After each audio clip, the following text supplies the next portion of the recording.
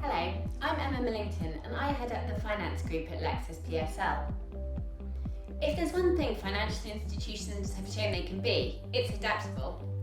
The last few years have seen banks grappling successfully with a succession of regulatory change projects, from MiFID II to ring fencing, as well as preparing for Brexit. The transition away from LIBOR is now a key focus for many, and environmental concerns have generated a large number of exciting new sustainability-linked products to master. The COVID-19 crisis presents its own set of challenges for banks, but has hit a sector well used to dealing with change.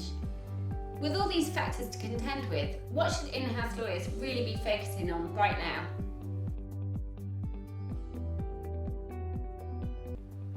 The pace and scope of regulatory change is likely to continue, if not accelerate, for the foreseeable future. Keeping on top of regulatory developments and understanding and managing the risks as well as the opportunities involved is a daunting task. Brexit continues to present significant challenges for regulatory lawyers in particular. They will need to understand how EU financial services legislation is onshored in the UK and keep track of how the EU and UK regimes diverge after the end of the implementation period. Financial institutions must also rise to the challenge of open banking and embrace new financial and regulatory technologies in the face of disruptive innovation.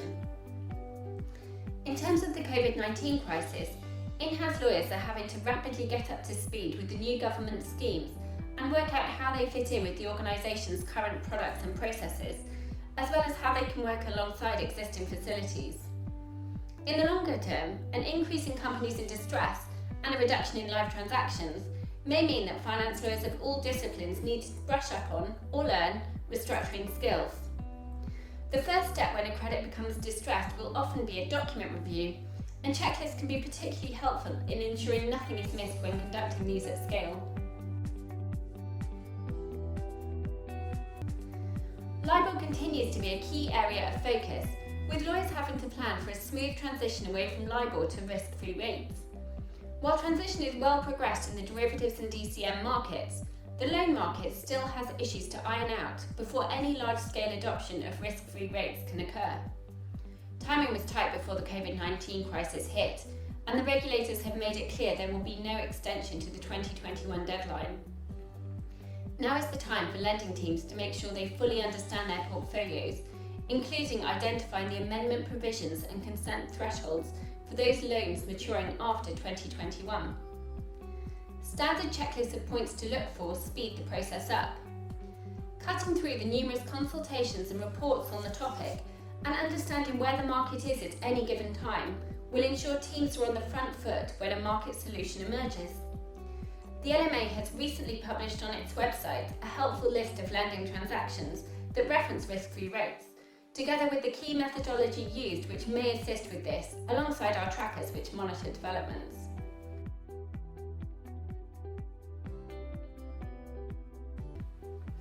Given the scale of many LIBOR transition projects and the speed at which they will need to be executed, in-house teams may find that new AI technologies can assist with identifying affected contracts and even with producing first drafts of new documentation.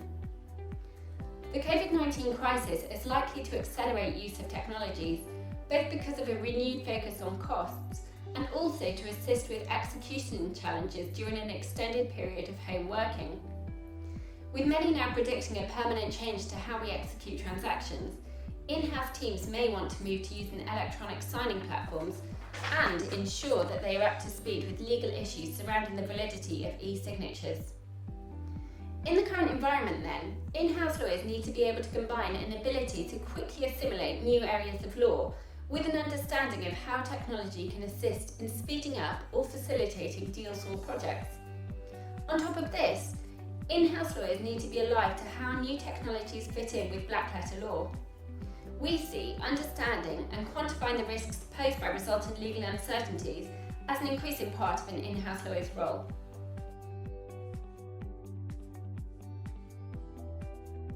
We have tailored LexisPSL to help in-house lawyers through the changes to come.